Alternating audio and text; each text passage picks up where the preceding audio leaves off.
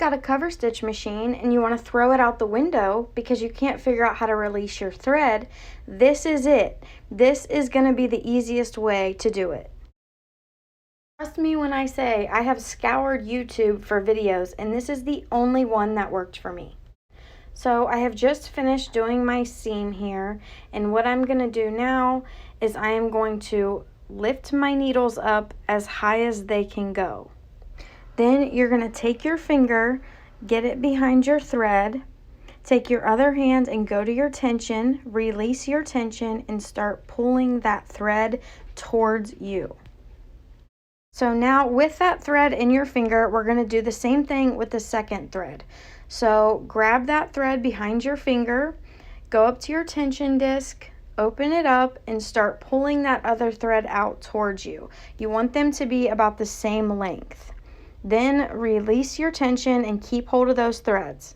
Now we're going to go ahead and lift our presser foot, and I'm just going to use these tweezers that I have, and I'm going to slide this under my presser foot, grabbing that thread from underneath.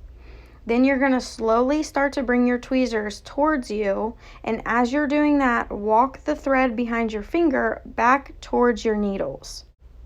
Keep your thread in your tweezers, and once you're all the way back to your needles, just go ahead and slide over to the side with your tweezers, and then we're just going to snip this thread right in the middle here. Now those two threads are released, and you can move on to your other one. So we're going to go over to our last tension. We're going to open it up, and then we're just going to grab our fabric where we stopped, and you're just going to slightly pull that off to the side. Once you have that pulled, your thread comes out really easy, and all you have to do is cut that and you're done. I mean, it is seriously so easy. Thank you so much for watching. If this helped you out, please let me know down in the comments below. Hit the thumbs up button and subscribe for more videos.